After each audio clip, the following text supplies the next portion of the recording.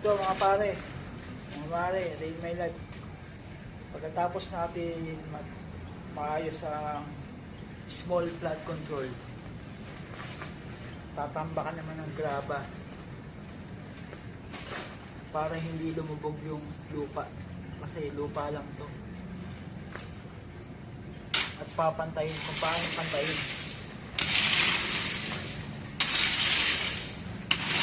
At nakaraming graba nito.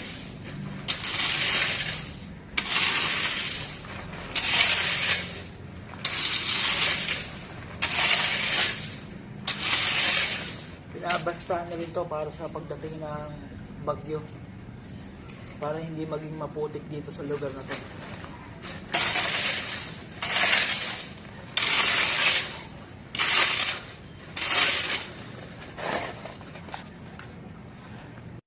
Ang dami nating aayusin ngayong gabi para ipatag tong bundok na graba. Ganitong karaming graba ang kailangan natin patagin.